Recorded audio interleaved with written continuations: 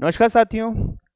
तो आज मैं आपके सामने लेके आया हूँ यूजीसी नेट पेपर फर्स्ट के लिए छोटे छोटे टॉपिक्स मैं आपके सामने लेके आता रहूँगा। अगर आप इन टॉपिक्स को डिटेल में पढ़ना चाहते हैं तो इसके लिए आप मेरे कोर्स को परचेज कर सकते हैं, जो कि एप्लीकेशन जो है आपको डिस्क्रिप्शन बॉक्स में लिंक दे रखा है, जहाँ पे आपको हमारे ऐप का डिस्क्रिप्शन में लिंक मिल जाएगा, आप उसको डाउनलोड कर सकते हैं।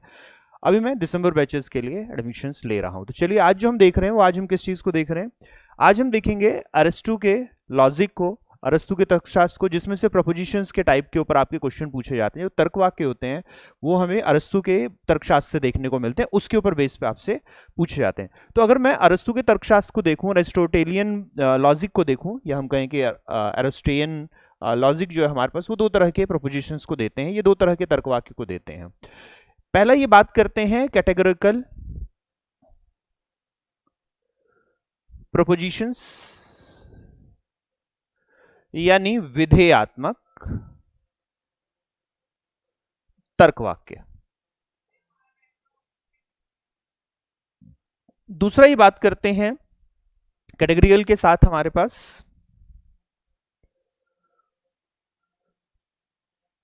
कंडीशनल प्रपोजिशंस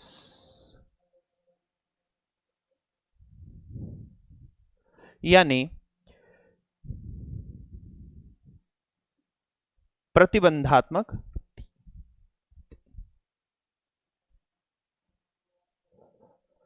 तर्क वाक्य। अब कैटेगरियल का मतलब क्या और कंडीशनल का मतलब क्या? तो कैटेगरियल का मतलब कि हम उन्हें डायरेक्ट इन्फरेंसेस के लिए यूज कर सकते हैं एज अ रूल। कैटेगरियल प्रोपोजिशन का मतलब होता है कि ये हमारे पास सीधा सीधा इस्तेमाल किए जा सकते हैं, एक रूल की तरह, एक नियम की तरह, एक सूत्र की तरह। और जब हम इसको नियम या सूत्र की तरह देखेंगे तो हमें सीधे सीधे इन्फरेंसेस निकल जाते हैं और हमें समझ में आ जाता है।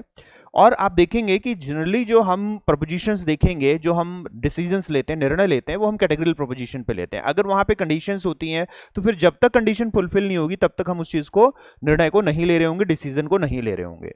तो कैटेगरियल प्रोपोजिशन हमारे पास 4 तरह की होती हैं, 4 टाइप्स हैं इसमें, उसमें 2 टाइप्स हैं। तो यहां पर हमें 4 टाइप्स देखने को मिलती हैं। 4 टाइप्स भी 2 में बटी होती हैं हमारे पास, यूनिवर्सल और पार्शियल।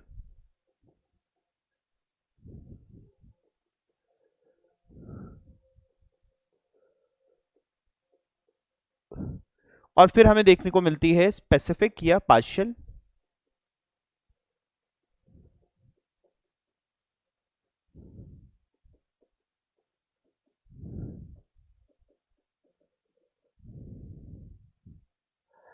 विशिष्ट या आंशिक।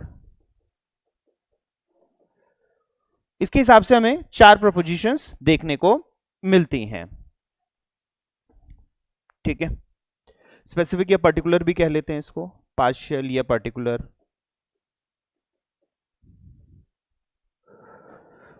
जबकि प्रतिबंधात्मक देखने को मिलेगी, ये भी हमें 2 तरह की देखने को मिलेगी। ये हमें देखने को मिलेगी हाइपोथेटिकल,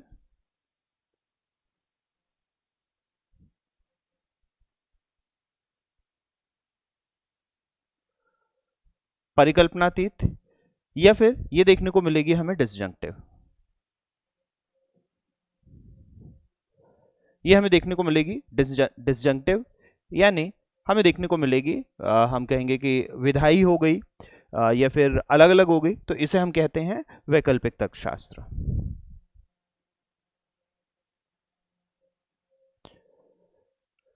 ठीक है, तो ये हमें देखने को मिलती है। अब इसमें अगर मैं देखूं तो इसमें यूनिवर्सल और स्पेसिफिक में हमें 2 देखने को मिलेंगे, यानी अफर्मेटिव और नेगेटिव दोनों में हमें देखने को मिलते हैं विधेय और निषेध, विधेय और निषेध। तो देख लेते हैं इसको। अगर मैं इसमें कैटेगरिकल प्रोपोजिशन की बात करूं,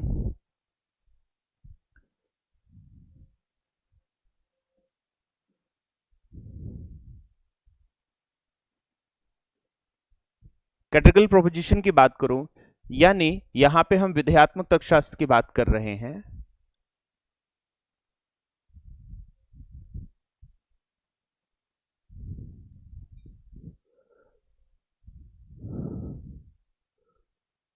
इसमें यूनिवर्सल है, सार्वभौमिक है, तो यह हमें देखने को मिलता है सार्वभौमिक का मतलब होता है कि हमें जो है इंपेरेटिव रूल जो है, जो हमारे पास नियम है, वो नियम सभी पर लागू हो रहा है, तो इसीलिए हम इसे यूनिवर्सल कह देते हैं। और यूनिवर्सल अफर्मेटिव और यूनिवर्सल नेगेटिव हमें देखने को मिलता है। तो इसमें हमें पहला देखने को मिलता है यूनिवर्सल अफर्मेटिव,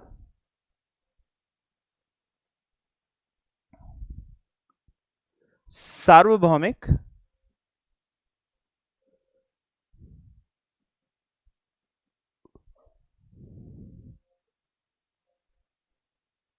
प्रपोजिशन, सार्वभौमिक विधेय तर्कवाक्य, सार्वभौमिक विधेय तर्कवाक्य, या हम सीधे विधेय लिख लें, ठीक है। यानी इसमें प्रपोजिशंस कैसे होंगी, ऑल पी आर क्यू, हमें इस तरह का प्रपोजिशन इसमें देखने को मिलेगा, ऑल पी आर क्यू। वहीं पे दूसरा हमें देखने को मिलेगा यूनिवर्सल निगेशन,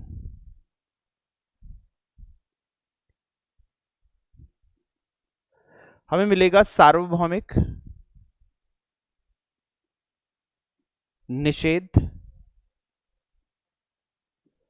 जो हमें देखने को मिलेगा नो पी आर क्यू। तो यहां पर हम इस तरीके से देख रहे होंगे कि हमारे पास जो दो यूनिवर्सल स्टेटमेंट्स होती हैं, यूनिवर्सल अफर्मेटिव, सार्वभौमिक है, जिसका मतलब हम यहां पर क्या कह रहे हैं कि हम यहां पर सभी तरह के पी को अफर्म करते हैं, यहां पर विधेय रूप में देखते हैं कि वो क्यू में हमें देखने को मिल रहे हैं।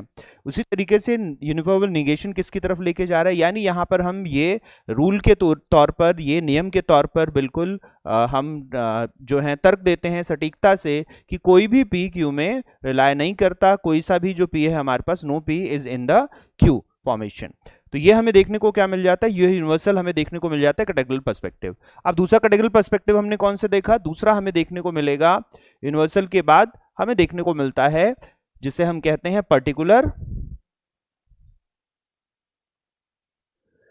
या स्पेसिफिक,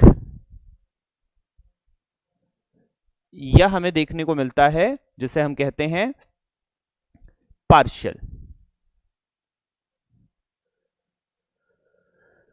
तो यहां अगर हम देखें तो हमें फिर से दो देखने को मिलेंगे, तो मैं भी इसमें पार्शियल यूज कर लेता हूं। इसको अगर हम हिंदी देखेंगे तो इस हिंदी क्या देखने को मिल गई इसकी, विशिष्ट या आंशिक। तो मैं विशिष्ट को यूज कर लेता हूं। इसमें हमें पहला देखने को मिलेगा पर्टिकुलर अफर्मेटिव,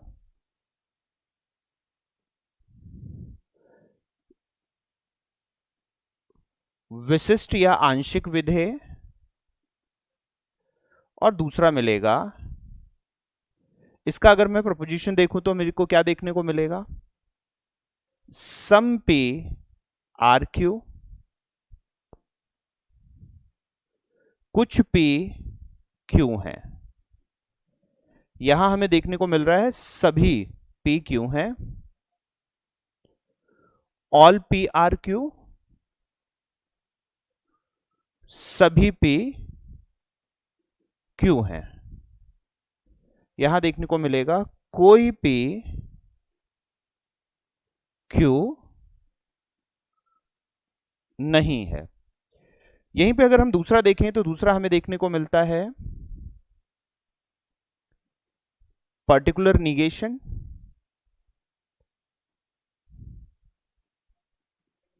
विशिष्ट निषेध,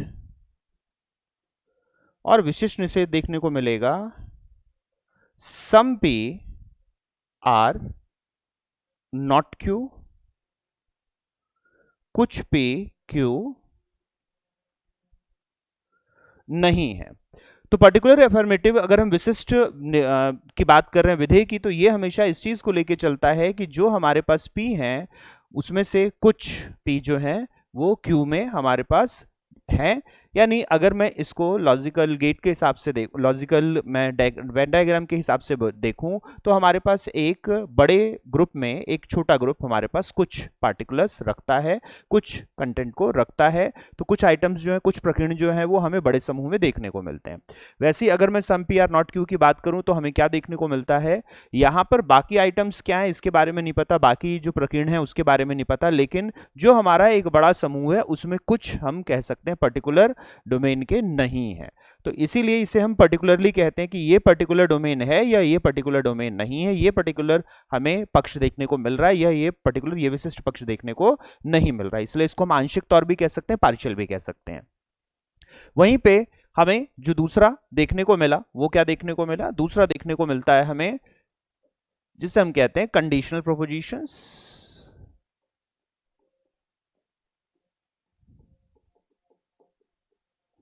इसे हम देखते हैं प्रतिबंधात्मक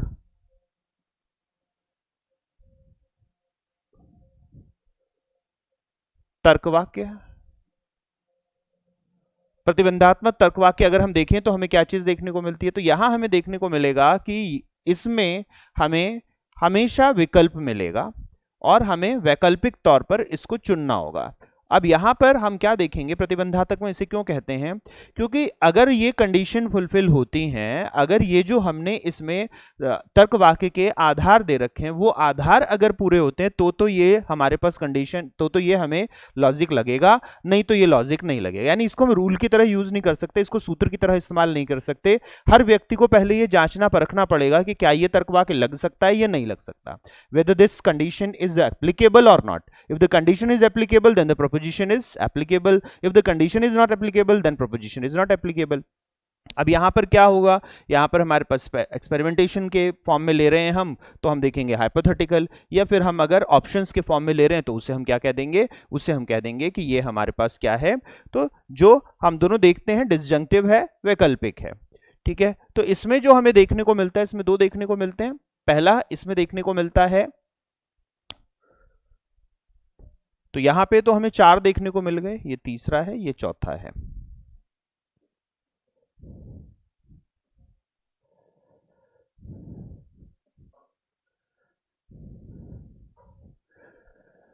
यहां अगर हम पहला देखें तो पहला हमें देखने को मिलता है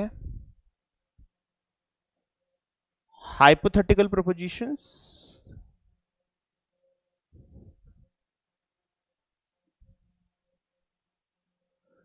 परिकल्पनातीत तर्कवाक्य। यानी यहां पर हम एक एज्यूम कर रहे होंगे, यहां पर हम एक हाइपोथेसिस कर रहे होंगे, हम मानकर चल रहे होंगे कि अगर ऐसा है तो शायद ये हो जाएगा। तो इसीलिए यहां पर हमें क्या देखने को मिलेगा, यहां जब हम पर्टिकुलरली देखेंगे तो हमें देखने को मिल रहा है if P then Q type का, यदि P तो Q, हमें ये प्रोपोजिशन देखने को मिलता है। यानी ये हमें देखने को मिलता है कि हम यहां पर एक ट्रायल की तरह ले रहे हैं, एक हम यहां पर कर रहे हैं प्रयास की तरह कि अगर P है तो Q हो जाएगा। यहां पे हम रूल की तरह नहीं ले सकते कि अगर है P तो Q है ही, या अगर P नहीं है तो Q नहीं है। यानी ना हमें अफर्म है ना निगेशन है, ना तो हम यहां विधेय कर सकते हैं ना हम निषेध कर सकते हैं, ये दोनों चीजें हम नहीं कर सकते, ना तो हाँ ना ना। ठीक है, तो यहां कभी हां कभी ना वाली प्रपोजिशन रहेगी, और कभी हां कभी ना वाली प्रपोजिशन रहती है तो हम इसे कह देते हैं हाइपोथेटिकल प्रपोजिशन, इसे हम कह देते हैं परिकल्पनातीत। फिर आता है डिसजंक्टिव, जहां पे वैकल्पिक मिल रहा होता है हमें। यहां दूसरा हमें देखने को मिलेगा डिसजंक्टिव,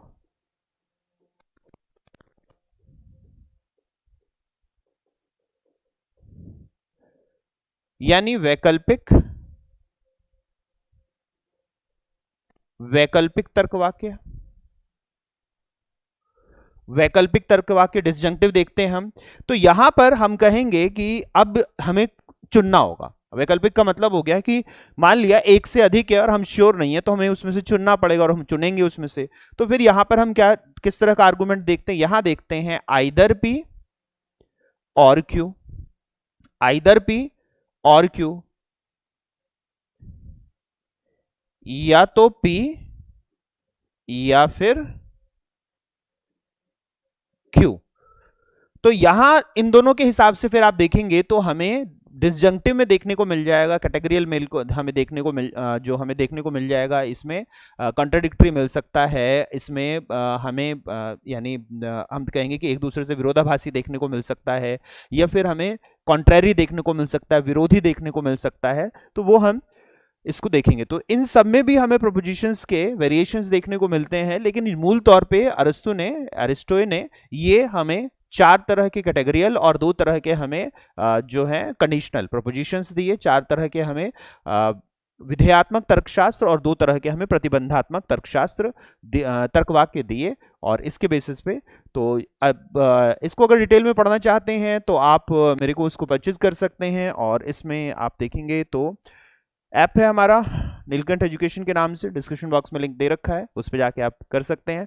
साथ ही साथ मैं जो है आपके लिए अलग अलग क्वेश्चंस के सेशंस लेके आता हूं, जो कि रात के समय 11 से 11:15 के बीच में सेशन शुरू होते हैं, 11 से 11:30 के बीच में। तो आप उन सेशंस को भी ज्वाइन कर सकते हैं, जहां पे हम PYQs प्रीवियस ईयर क्वेश्चंस को करेंगे डिटेल में, और देखेंगे कि हम जो थ्योरीज पढ़ते हैं, हम जो अलग अलग सिद्धांत पढ़ते हैं पेपर फर्स्ट के लिए, उनको हम कितना बेहतर तरीके से अप्लाई कर सकते हैं। तो जितने साथी इस वीडियो को देख रहे हैं, आप सभी का धन्यवाद। अगले वीडियो में आप सभी लोगों से फिर मुलाकात होती है, फिर मिलते हैं साथियों, नमस्कार।